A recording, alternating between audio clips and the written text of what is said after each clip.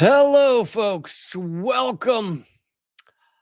Uh, some shit is going down, right? I don't think I am the first to tell you that there have been large scale protests in Los Angeles against Trump's incredibly destructive ICE raids. And the protests have been growing. And then you have uh, rather violent police reaction with chemical warfare. I mean, let's be clear, tear gas is chemical warfare. It's in fact illegal under Geneva Conventions if you're using it on others, on other countries. But if you're using it on your own country, chemical warfare is just right. It's just nothing like a little taste of chemical warfare in the morning. Flashbang grenades, rubber bullets, of course, mass arrests.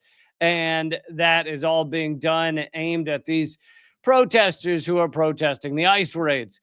I'm going to try and I'll give you kind of the basics, but I'll also try and give you a little mainly stuff that is not being covered on your mainstream media, because I do appreciate that you could turn on CNN at any minute and watch coverage of these protests or people being arrested. But anyway, yeah, so I think you know that part. The Trump administration then, or Trump himself, then decided he was going to send the National Guard in, let's also be clear. Let's define these things the way they should be defined. This is using the U.S. military on Americans. So let's just understand, when you call the National Guard in, that's using the U.S. military on Americans, which is not really something I think we should support in general, but also it's the first time since the 1960s that a president has sent the National Guard into a state to deal with things without it being the request of the governor. So the National Guard is regularly active. Every year almost there's something with the National Guard, but almost always the governor, the mayor have requested the National Guard to be sent in. Usually it's about natural disasters. Usually it's because a hurricane has, come through and they need help. But sometimes it's other things. There was National Guard in Washington, D.C. Before and after January 6th. I remember that. I remember them wandering around the streets. I was living there then. But again, this has not happened since the 1960s. Then that a president has done this. Then then Gavin Newsom, who, a despicable standard Democrat. I don't know that he's any different than Hillary Clinton, honestly. So I'm not saying this to defend him, but he then said he would sue. Actually, he is suing. I think it went forward today, suing the federal government, suing the Trump administration for sending the National Guard. And Trump has said he encourages or supports the arrest of the governor of California, Gavin Newsom, which would be a giant leap towards fascism if you had the president arresting governors. Now, again, this does not mean I like Gavin Newsom. You don't have to like Gavin Newsom to understand the precedent it's sending. But anyway, let's watch.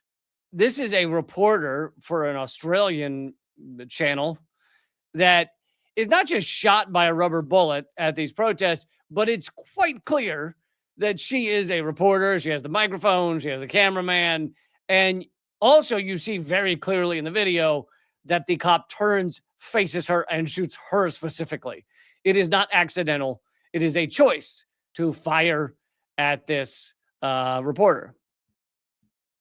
After hours of standing off, this situation has now rapidly deteriorated. The LAPD moving in on horseback, firing rubber bullets at protesters, moving them on through the heart of LA.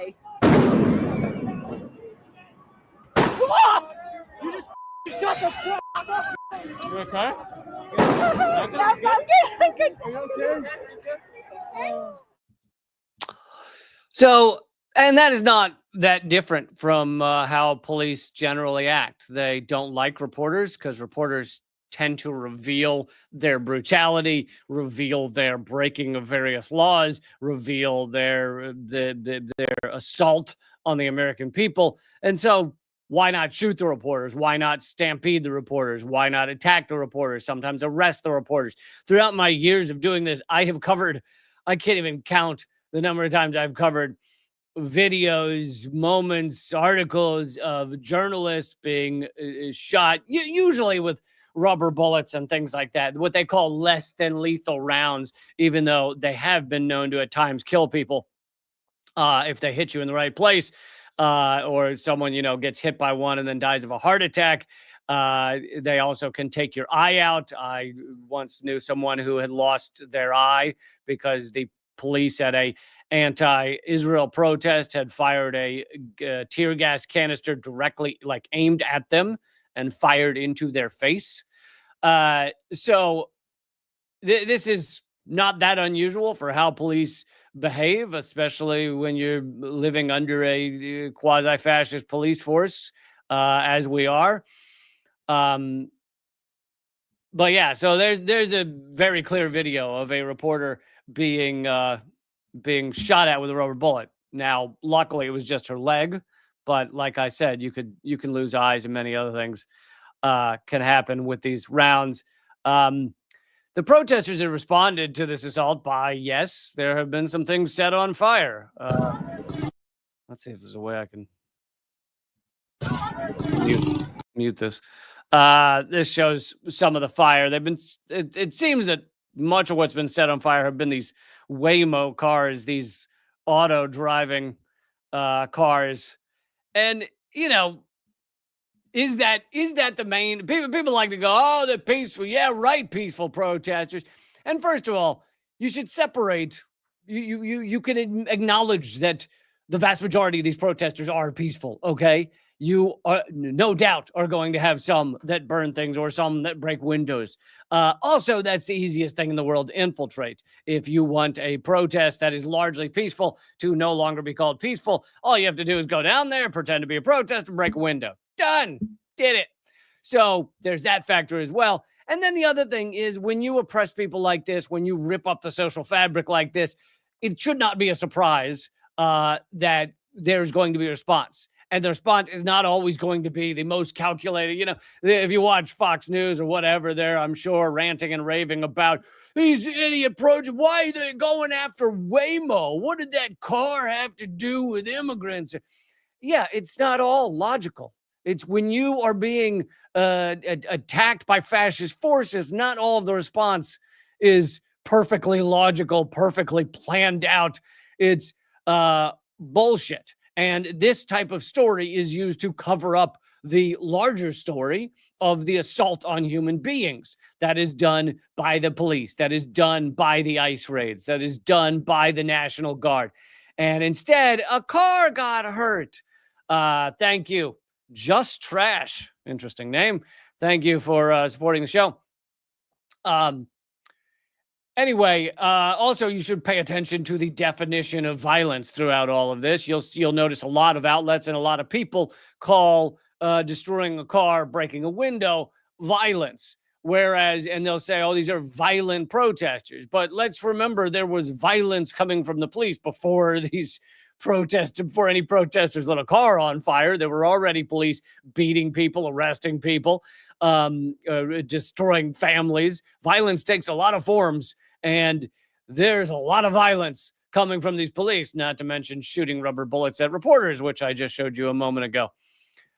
So let's remember to define violence as well.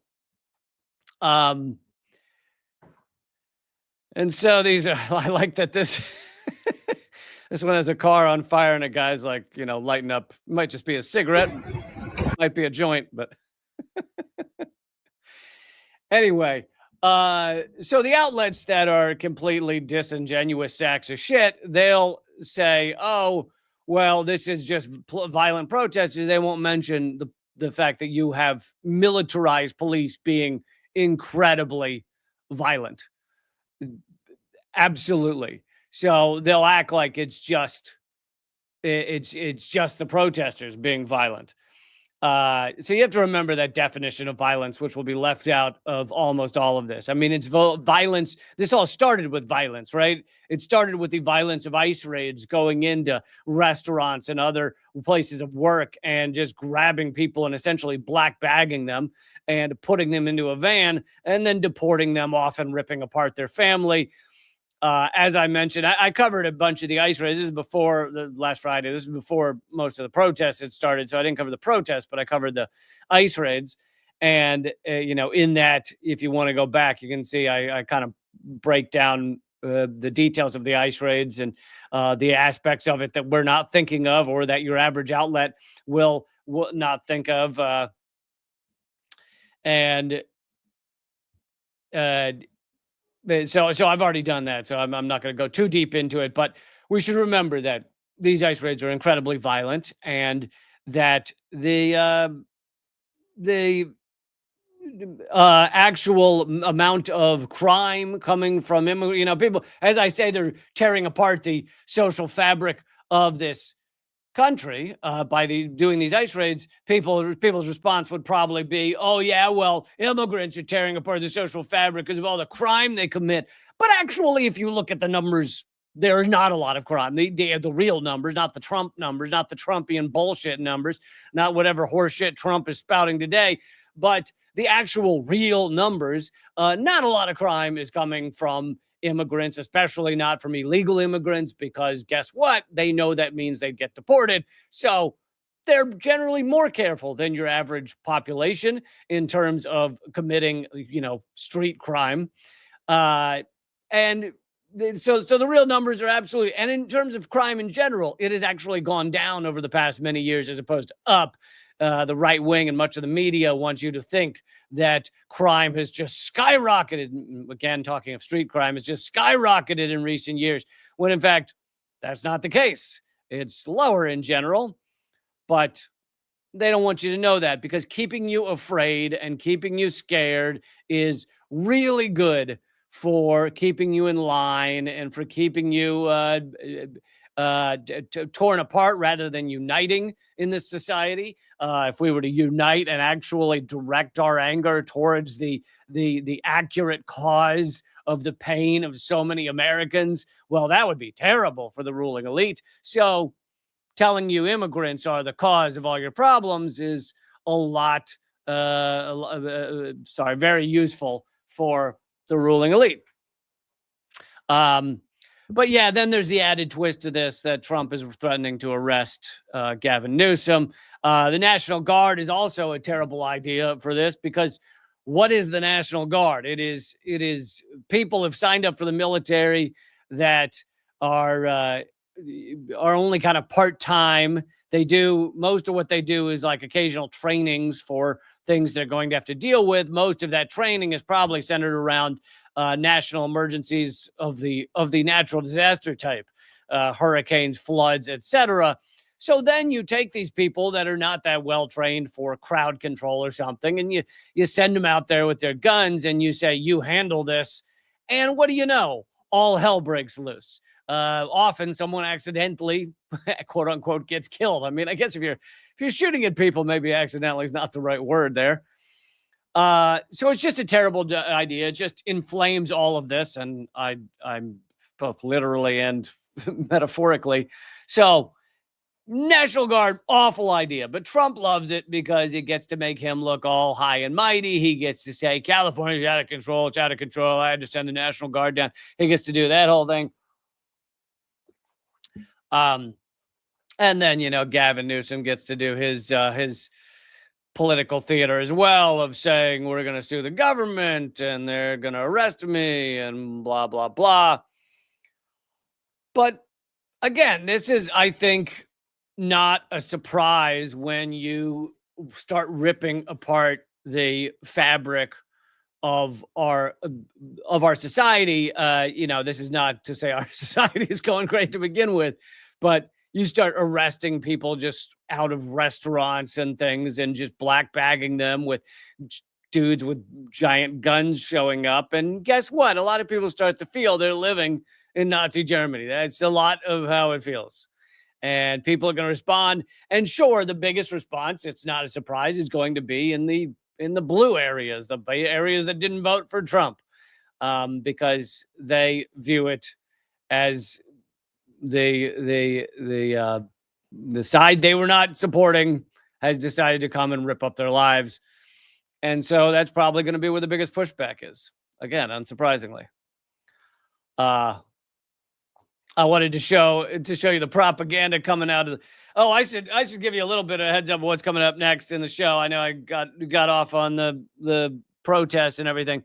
And it is so tempting because the media calls them riots to call them riots. No, they're not riots. They're protests that may have some object damage involved. But riot is used to really just malign the idea that people would stand up and fight back against this stuff. But anyway, I should have mentioned that coming up, I'm going to talk about the Gaza Aid Flotilla. The crew of that boat have been kidnapped by the IDF. I'll be covering that. I'll also be covering much more and other updates on Israel's genocide in Gaza. And towards the end of this episode, I will bring you something I got wrong. Yes, I know it happens once every, I'm going to say 15 years. It's just a rather small thing. It's not like it turns out it wasn't a genocide. Who knew? Who could have known? I thought it was. It's not. No, it's a rather small thing I covered. But I'm going to bring you something I got wrong. Thank you, Anchorman, for supporting the show. Really appreciate it. I do not frown upon super chats. So thank you so much for supporting the show and making this possible. Also, everyone should join up at leecamp.net if you really want to support the show. That would be amazing. So all that's coming up. Something I got wrong, which I got to apologize for that. But I wanted to bring you some of the propaganda being put forward by, this is the New York Times talking about what's going down in Los Angeles. They put out an article that wants to tell you how tough the police have it. Oh, these poor fascist police. They have it so tough. A tricky balance for LA law enforcement during immigration protests. It's such a tricky balance for them as they're shooting reporters. Thank you. I am not even going to try to pronounce that for like half a second. Thank you for supporting the show. Somebody else can pronounce it for me. Really appreciate it. But they say, so here's from New York Times. Los Angeles law enforcement agencies have responded to demonstrations over federal immigration raids this weekend, but they have also tried to make clear that they themselves were not carrying out the immigration sweeps. Doesn't fucking matter. You're still a fascist police force. You are the boots on the ground for the ruling elite. And most of what you do is just destroy lives. That doesn't mean no police officers ever done anything positive. But it means most of what they do is designed to just entrench the status quo. And in fact, what you're seeing right now with all of them in their riot gear shooting at protesters, most of the protesters peaceful, what you see them doing, that's the real purpose of our police forces. That's the real purpose. Yeah, sure. There's a whole PR campaign about, the police walk around and they make sure you're doing okay, and they get the cat out of the tree, the kitten out of the tree, and they come if you're having heart palpitations, they'll come and they'll see if you need a glass of water or something. Those are all. That's all a sideshow designed to distract from the fact that the real reason they get activated, the real thing they're waiting around for, is this shit.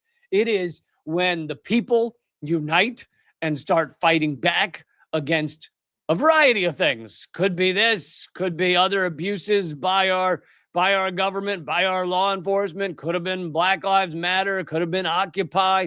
That's when the police, turns out, what do you know? You only find out these things really in a really clear way whenever the people unite and start fighting back, like during Black Lives Matter, during Occupy, during other protests.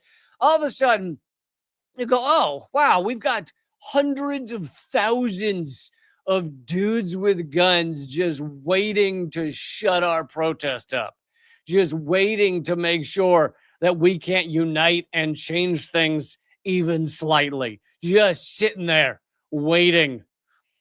Thank you, Frank, for supporting the show. Really appreciate it. Keep fighting. Solidarity. But yes, that's the real reason they're there. And the New York Times is doing their little bullshit propaganda to try and, they have it so tough. It doesn't matter whether they're the ones doing the ICE raids or not. They're the ones that are showing up and shooting protesters with rubber bullets and tear gas. So doesn't matter whether the ICE raids were them or not. And then they go on to say, the sheriff in Los Angeles, he says he comes from an immigrant family and he has a lot of members who migrated here, some of them legally, some of them illegally. Oh, really? And yet you became what many would call a productive member of society? How could that be? Immigrants are evil. Yeah, look, if you come from an immigrant family and decide to join the absolutely unhinged, brutal LA police force and become a sheriff there or whatever, become a sheriff, then you're part of the system. Then it doesn't matter where you came from. It doesn't matter what color skin you have. You are part of that system in order to defend the exploitation of this system, in order to, when all hell broke loose and they were stealing everyone's homes in 2008 with literally tens of thousands, it ultimately was millions of foreclosed homes and stolen homes. Your job was to go and steal those homes. That's what you're there for. That's the real reason. The real reason is not you walking down the street going to get the Dunkin' Donuts. That's your off time, waiting for this shit. And of course, it's to enforce the class structure, enforce the property structure. That's why the police are there. And the times they do something positive, like they give you directions when you're lost, or they help a grandma who fell down. Those are the exceptions that prove the rule. Those are the things they do to make it not look like their job is just to defend this garbage system. So here's the article about Newsom. Newsom saying that Trump called for the arrest of a sitting governor of a state, which, sounds, I would agree, sounds rather fascist to me.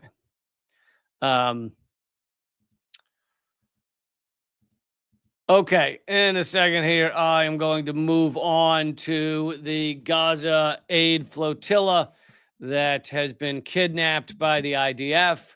I did a bunch of coverage about them last Friday, but they have not yet been kidnapped. Thank you so much for watching this show. Please click thumbs up, click share, click subscribe. And even if you are already subscribed, click the caret thingy next to it and change it to all alerts. Also, if you want to really support the show, join up at leecamp.net, my locals page. It's a great community there. Also, you can post there. You can post your own stuff there. It's kind of like a mix between Patreon and Facebook over at leecamp.net. That would be awesome if you join up and scroll. When you go to join up, scroll down to become a supporter. Okay, I'm going to play this is a quick video from Greta Thunberg about their kidnapping. So the light propaganda term is arrest, but video, we have been intercepted. So because Instagram is utter garbage and it always skips the first 3 words, she said, if you're seeing this video, it means we have been arrested. Thunberg, and I am from Sweden. If you see this video, we have been intercepted and kidnapped in international waters by the Israeli occupational forces or forces that support Israel. I urge all my friends, family, and comrades to put pressure on the Swedish government to release me and the others as soon as possible. My name is Greta. So several of them had set up videos like this, basically ready to go out if they were kidnapped, and they have now been kidnapped. Granted, if anything's come out in the last hour, you can let me know in the chat. I don't always, I have to prep for this a couple hours ahead of time. So if they've been heard from, it's been over 12 hours, I believe, and they have not been heard from. So now the IDF is Israel, and the IDF are, of course, claiming that that they are being treated fine and that they will be deported back to their home countries. But it was at least 12 hours, and they hadn't even been taken off the water, meaning they were put on an Israeli ship and kidnapped there, which begs the question, what exactly are they doing with them? If they're just deporting them, why are they not allowing any video or communication with them? Why are they not seen at Ben Gurion Airport? So there's more than just deportation going on, and I think a lot of people are wondering and very concerned for them. As I mentioned when I covered it on Friday, the level of courage to do this is insane, because the last two trips, the one just a month ago, was bombed by Israeli drones and easily could have killed them and sunk the ship. And yet the ship didn't sink, so everyone was okay, but could have. And then the one before that, many years ago, it was either 2010, 2012, something like that, IDF were lowered onto the ship and murdered 12 people. So that easily could have happened. That was the running trend of what was done to Gaza flotillas by Israel. And it's so the level of courage, and it's obviously not just Greta. It's a member of EU Parliament was on the ship. It was like 12 people, and also the actor Cunningham. I forgot his name on the last episode too. He from Game of Thrones was also on there, and he's awesome. He's got such a great way of summing everything up. But it has gained a lot of attention for this genocide, and that was the goal, right? That you can only do so many things. People are like Israel tries to call it the selfie yacht or something like that. What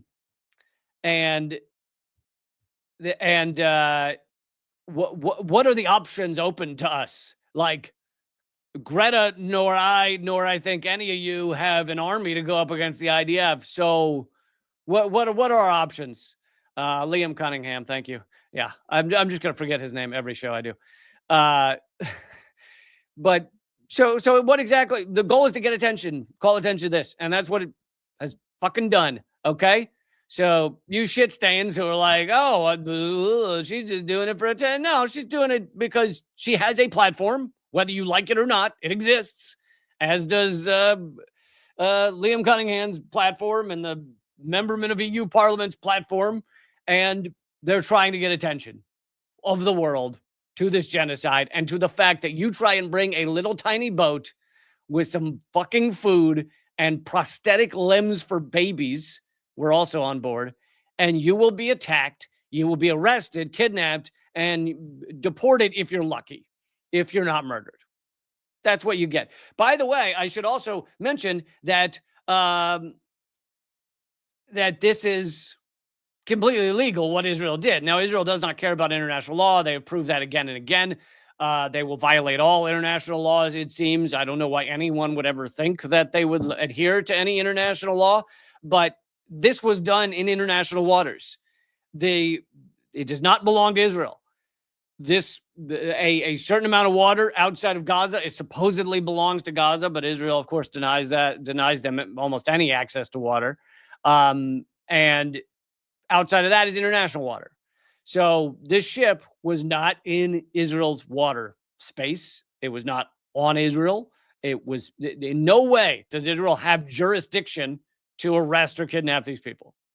And that is a violation of international law, which is what they did. So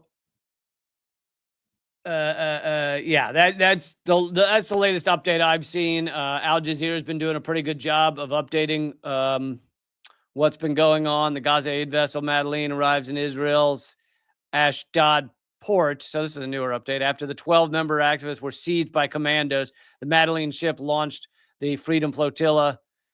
So they've been incommunicado. This was posted 12 seconds ago on Al Jazeera. They've been incommunicado for 19 hours. So even though the ship was brought into Israel's Ashdod port, they're not on the ship anymore because they've been kidnapped. So, and then the allies for them who are not on board say we have lawyers on standby who are going to demand they have access to them tonight as soon as possible. These citizens were sailing peacefully under international law in international waters, and Israel went and forcibly abducted them. This was done, as Israel puts it, to maintain a maritime closure of Gaza, which it has no authority to do. So, yeah. And there's someone holding a poster that says, send more boats. This is exactly, I believe, why Israel has bombed and murdered previous crews of boats trying to get into Gaza and not done what they did with this one, which is just kidnap them. Because if people think they might survive the trip, then you could have a situation like the Indians protesting the British rule, where they just more ships, more boats show up, and more boats show up, and more boats show up, and hundreds of boats could begin trying to go up to Gaza, and then Israel has to decide if they're just arresting them and not murder. I mean, I guess they also have to decide if they're going to murder them, but it becomes a very complicated situation for Israel if you have literally dozens and dozens of boats headed towards Gaza trying to bring food and aid. But again, the risk of that is pretty breathtaking. So here's from this is Haaretz talking about it.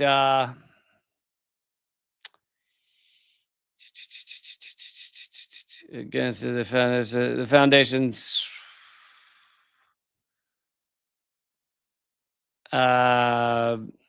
sorry, I did not highlight this. Yeah, this is basically Haaretz saying that the IDF had seized them. I don't know that there was anything I haven't already said, though, about it. So I also, while we're on the topic of Israel,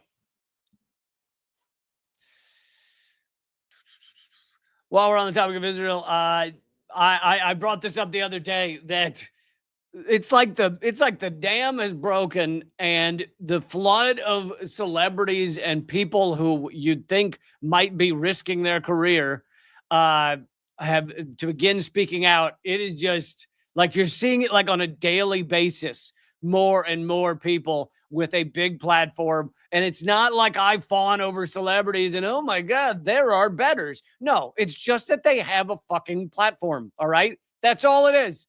I don't think they're better than you or me or, whatever the hell I'm called. Like, no, I just know that they have a big platform, and they're now willing, more and more of them are willing to risk their careers, their livelihoods to say, fuck this genocide. All right. And anyway, I'm not going to play all of it, but this is a great speech by Hannah Einbender, who I watched some of. She has a comedy show on HBO Max called Hacks. And because I spent 20 to 25 years of my life performing stand-up comedy every night, I think I very much relate to it. And it is a show about a comedian. But anyway, it's a cheesy comedy. There's nothing really that political in it. Or not cheesy. It's just a comedy. But at times it's cheesy. Anyway, she's a great actress. I think she does a good job on the show. She just won an award. And here was her speech. queer person, as a Jewish person, and as an American, I am horrified by the Israeli government's massacre of well over 65,000 Palestinians in Gaza. I am ashamed and infuriated that this mass murder is funded by our American tax dollars. It should not be controversial to say that we should all be against murdering civilians.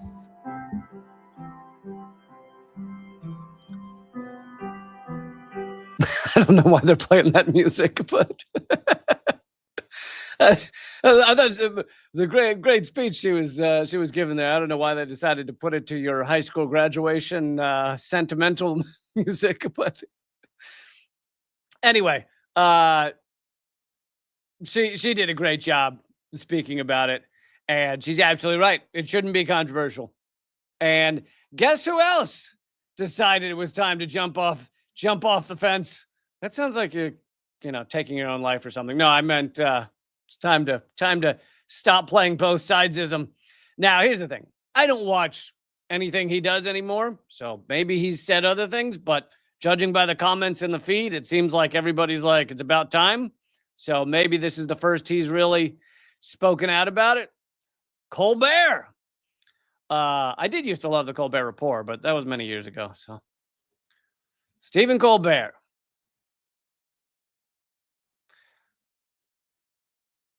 Thing we can all agree on. Human beings should have food and water. 7 World Central Kitchen aid workers were killed by an Israeli airstrike in Gaza. Now, how could something like this happen? Despite the fact that the World Central Kitchen coordinated their movements with the Israeli military and the team was leaving a warehouse in central Gaza after unloading shipments of food, they were hit by multiple precision Israeli drone strikes. Nothing just happens. You are responsible. If your answer is this happens in war, then maybe consider ending the war. This is not an isolated incident. On top of the thousands and thousands of innocent lives that have been lost, more than 200 aid workers have been killed in Gaza since the war began. But now, because of this airstrike, all of their operations in Gaza are suspended. And that threatens to worsen the levels of hunger and malnutrition in Gaza, called unprecedented in modern history. Israelis, in their heart of hearts, know that food is not a weapon of war. So whatever you think should happen in Israel and Gaza, I hope we can all agree that people should be allowed to eat. Do something radical. Feed people. But I hope. So yeah, I'm going to take a wild guess that was from back when the Food Central Kitchen cars were bombed, which was probably a year ago or something. Still way too late, but who knows? Maybe it was more recent. Unclear. But I do have to criticize him for no matter what you think should happen in Israel or Gaza. How about fucking not a genocide? How about everybody in Israeli leadership being taken to The Hague? What do you mean whatever should happen? Anyway, so sorry, I was actually playing it to say, good for him for speaking out, but whatever you think should happen. Not whatever. Anyway, I'm just playing these clips because I want people to understand it's fucking over. Like, Israel cannot, they're losing the world. The last group of people to pretend that they support Israel was like U.S. imperial forces, U.S. media forces. They're like the last of the last, and even they're crumbling. And what do you know? Those of us who have been on this side since day one, who have been saying this is horrific, it's a genocide and apartheid, horrific theocracy that had thousands of Palestinians in prison, held hostage before October 7th, and thousands afterwards. Those of us, what do you know? We're proven right. Yet again, I'm proven right, which is funny because later in the show, I'm going to say something I got wrong. But yeah, it's like yet again, we're proven right. We're always proven right. All you have to do is understand how the U.S./Israel empire works, and you will get everything right all of the time. You can predict it going into the future. Oh, what do you know? I was right about a U.S.-Ukraine proxy, U.S.-Russia proxy war. Oh, what do you know? I was right about Russiagate. Oh, what do you know? I was right about completely destroying Bernie Sanders' chance of winning. Oh, what do you know? I was right about the Syrian chemical weapons scam. Oh, what do you know? I was right about weapons of mass destruction. Oh, what do you know? It's real easy. It's real easy once you understand how the empire works. But let's highlight one more protester. This is people standing up against one of the top genociders in Congress, Chuck Schumer. He was speaking at some event. And I have lost arms and legs. I am a Gazan myself, and I have lost 60 pounds because of your framework that makes us invisible. Genocide is your legacy. Your bombs burn children alive. So I know you probably can't hear that, but the guy said, this, you're responsible for this genocide and bombs killing children. And he says, what you just said is anti-Semitic. Really? How is that anti-Semitic? He didn't even say anything about Jews. How is that anti-Semitic? It's fucking not. Okay? You are just a shit clown and you support a goddamn genocide. Not anti-Semitic. Sorry. But he's got no response. There's no response other than just yell anti-Semitism at anybody who criticizes you for funding and arming this genocide. That's not anti-Semitic, equating the Star of David with war crimes of genocide. And I sort of felt a little like... And of course, they were quickly ripped out of that theater because we can't let reality come crashing in when we're trying to cover. So we're trying to put forward our propaganda. Definitely can't have that. All right, I wanted to, and by the way, I don't have any hot take on this, but I might as well mention it. The candidate for president in Colombia was shot in the head and is in critical condition. I think he was shot in the head twice. I believe he's a right winger, and the president of Colombia right now is left wing, but that might not have anything to do with it. Could be far more complicated than that as to who it is that wanted to take him out. Miguel Uribe Turbe, 39-year-old senator, shot in the head twice. But like I said, sorry. There's no hot take on that one. I'm just reporting it. Okay, I want to this story, more Latin American news. This story hits close to home for me because you got to be careful with this when this shit starts happening.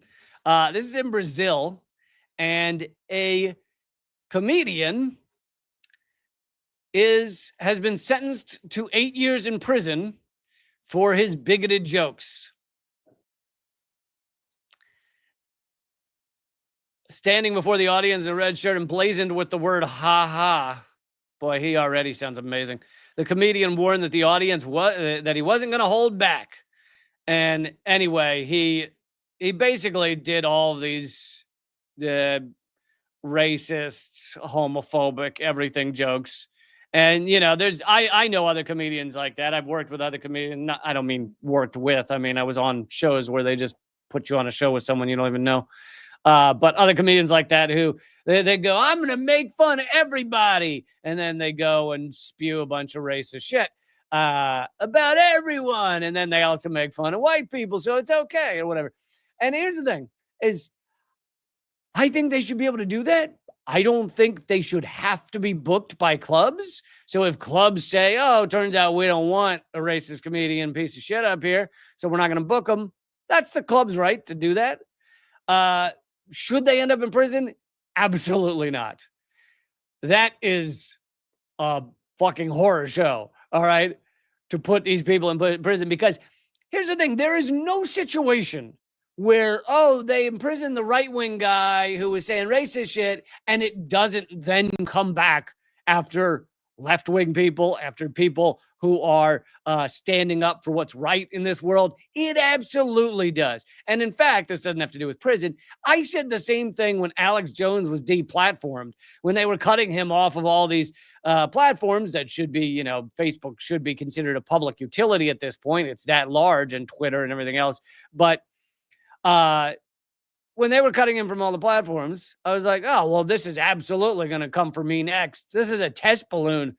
And I am next on this list. Like, I'm not far down this list. Sure enough, a year goes by, and then I'm banned from YouTube, banned from Spotify, banned from TikTok, and then suppressed on all the remaining platforms. And although I've built up a new YouTube channel, it's horribly suppressed.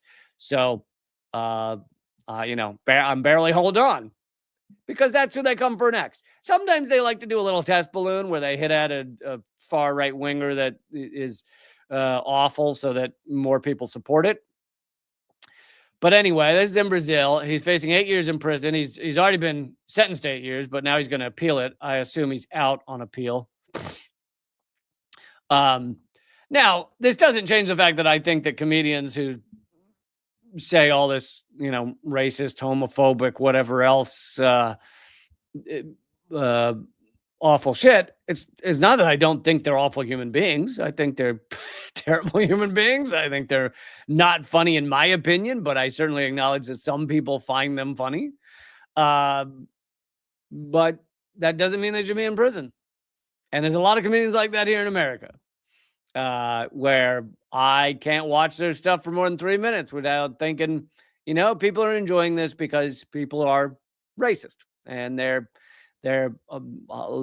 enjoy hiding those feelings. And so when someone makes a joke that makes them feel good about those feelings, hey, wonderful. But that doesn't mean I think they should be in prison. I don't think there should be any law enforcement showing up at their door. And it's not just because I understand that next is left wing. That's where you go next. The things that people who are left wing enough that it's anti government or anti imperial, awful, abusive, extractive human beings. It's not because I'm next on that list. It's just because I think you should have freedom of speech. And it doesn't mean I think this guy should be required to be given a TV show. No, fuck that. I just don't think he should be in prison for words.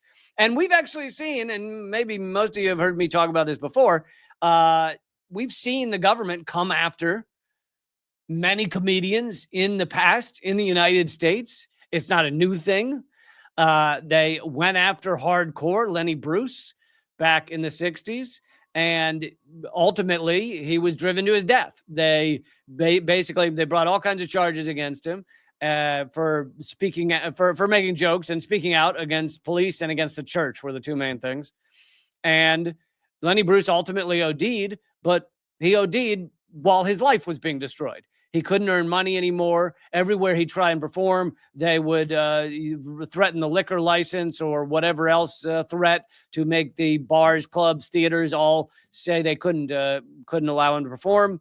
And yeah, he OD'd, but he was really chased to his death. And they also went after George Carlin for a while, and he was arrested. He was arrested for other things, but why were they coming after him for other things? You know, for drugs and stuff? Because they didn't like what he was saying. And his 7 dirty words ultimately went all the way to the Supreme Court.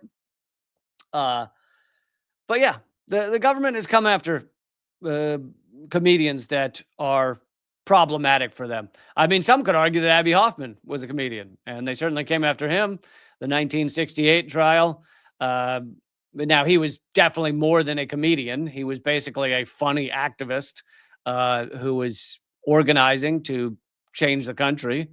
And yeah, my ultimate mixtape, says Bill Hicks. Well, the government did not come after Bill Hicks, but he was censored a bit towards the end when Letterman refused to air his segment, but that's different than the government chasing him. All right. Let's get to something I was wrong about the other day, and I want to apologize to everybody. So I'll quickly rehash it because I know not all of you watch every live stream, although you should get on it. Okay. And if you only watch Mondays, then that means you have like 2 or 3 years of the other 2 live streams a week to catch up on. So go back into the YouTube history and watch the old ones now. Since not all you watch every episode. Last Friday, I covered what was happening with Glenn Greenwald. Glenn Greenwald, a sex tape came out online, and many people, and there's many articles you can find of people say, Glenn Greenwald himself said that it was, he basically led people to believe it was done by others. It was done by Israel for his speaking out, etc. And it apparently, he did it himself. So the information that I have found, and also people I trust, apparently he's into some humiliation stuff, and he basically, the sex tape was put out on someone else's Twitter, and he then retweeted it for a minute and then unretweeted it, and it and anyway, I guess I trusted his explanation because I think he's done a lot of good work on other things. Now, I very strongly disagree with him on certain topics, but I think he's generally been rather trustworthy on a lot of things, including, of course, Edward Snowden. But it turns out he put out a misleading statement. In the statement, he didn't use the word hacked, but he led people to believe his stuff had been hacked. And anyway, what the evidence that people have seems to show that no, he was not hacked. He just posted it, decided later he didn't want to post it or something. And here's the thing is, all of this I wouldn't give a shit about. I don't care what kind of sex you're into. I don't care if you're into humiliation stuff you put on some porn site. You do you. You have a goddamn ball. Just don't lie to us and get us to say things that aren't true. And I think that's kind of shitty. So, yeah, sorry. I thought he was telling the truth.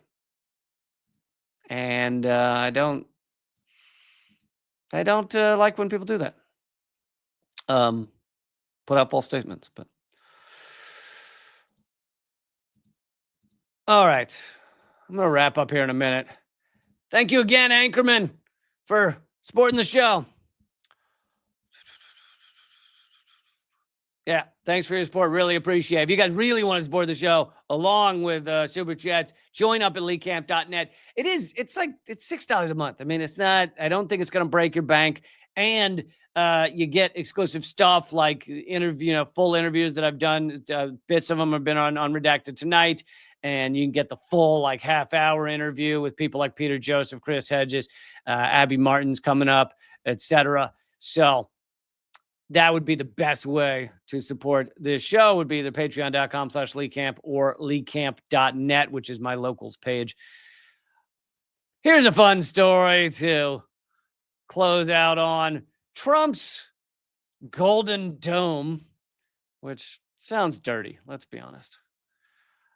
That he wants to spend, hundreds of millions of dollars to put in a missile defense system and to protect the United States. Now, here's the thing. If you think about this without really thinking deeply about it, you go, sounds good. Protect the United States. Awesome. Yeah, protect us. I would like that. I would like to be protected. But the truth is, it just adds to the nuclear arms race. Right now, the thing that stops the U.S. and Russia and China and others from firing nuclear weapons at each other is the threat that it might come right back at them. But the moment you say, hey, we found a way to stop nuclear weapons from hitting us, then guess what? All of a sudden, that deterrence is gone. So really, although it seems nice and cozy to have a missile defense shield, it's just furthering the nuclear arms race. And But also, it just seems technologically highly unlikely that this would work anytime soon. Trump's administration's recent announcement of the Golden Dome strategic missile defense shield to protect the U.S. is the most ambitious such project since Ronald Reagan's Strategic Defense Initiative, SDI, in the 1980s. And you might notice we don't have a missile defense shield right now. So do you think it worked? Do you think it went well? The SDI program, better known as Star Wars, because everyone was into Star Wars back in the 1980s, sparked a heated debate over technical feasibility. A completed Golden Dome missile defense shield would supposedly defend the U.S. against the full spectrum of air and missile threats, including long-range intercontinental ballistic. During the mid-course phase of a missile, this gets down into a little bit of the weeds of why this would not be easy or maybe even impossible. During the mid-course phase, or incredibly expensive at least, the ballistic missile will deploy its warhead, the section that includes the explosive charge, but could also release several decoy warheads. So if we just have a thing fired at the thing, what if it releases tons of fake warheads? Even with the best radar systems, discriminating the real warhead from the decoys is incredibly difficult.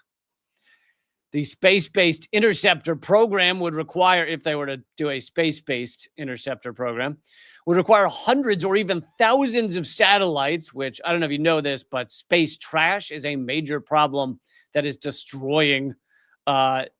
It's leading towards the destruction of like our satellite system, because if you have space junk, like something the size of a bolt will fly through a satellite at I'm going to make up a number, and it's going to be totally accurate, 100 billion miles an hour, like a bullet. So everything, all the space trash up there becomes bullets, basically.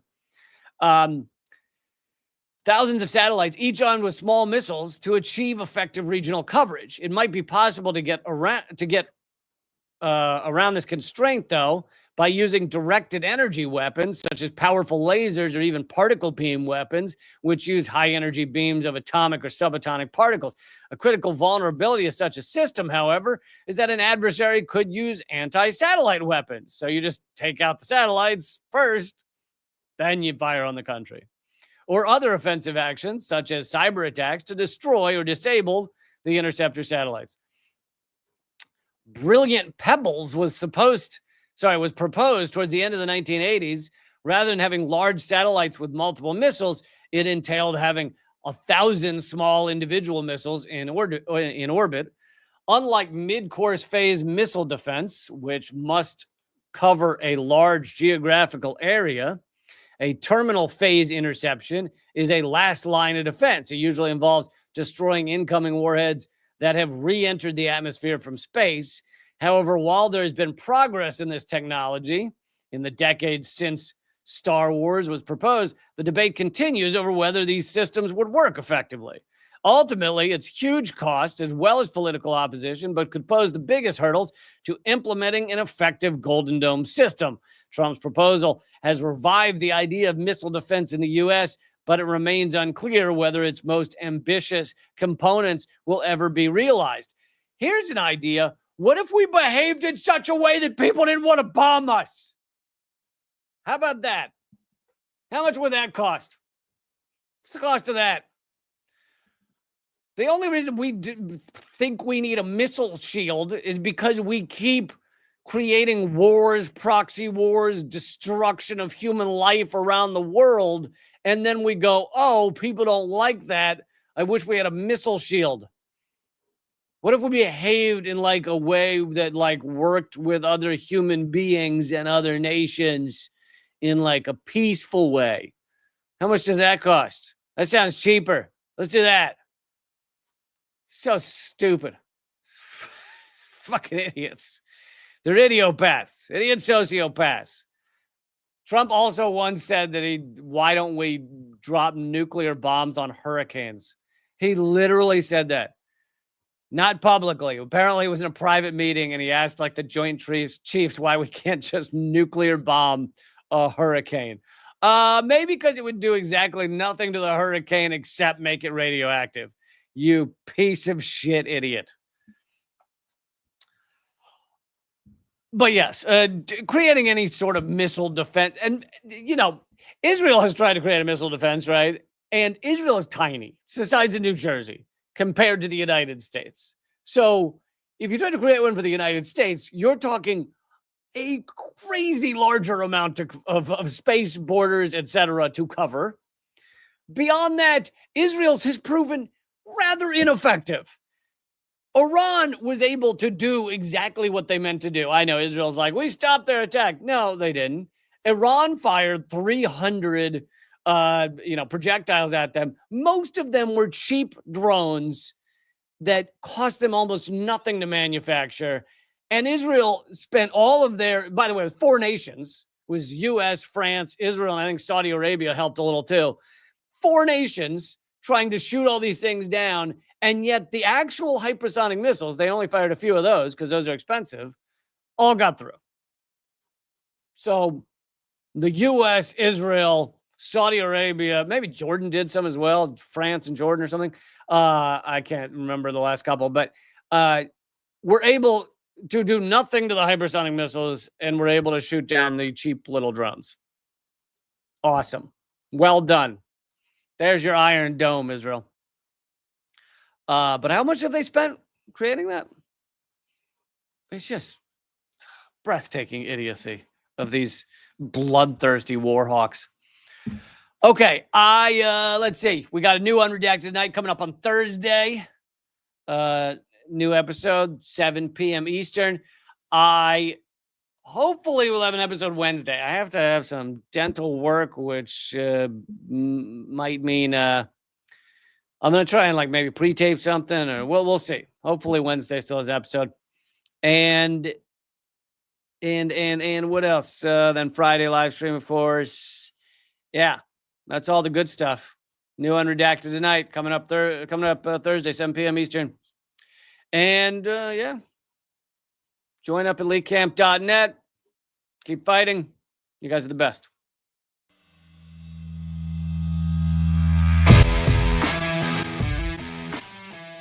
Well, brother, I salute you, though, man. You're one of the few that bring together this tremendous artistic talent and still be in such deep solidarity with oppressed people. It's an honor to be here because I'll tell you, Lee, you have one of the funniest shows on television, bar none. It's an enormous pleasure to be here. While I was waiting, I was leafing through your wonderful book. The same to you. I love your show. Be happy to come back anytime. Lee, this is one of the great honors of my long career, just to be in the same earth with you. I'm sure. We're just so blinded. We have so many blinders on because our society doesn't want us to know things. And so it takes shows like your show, and it is clearly designed to eradicate. Hey, good to see you. Hey, Jill, how are you?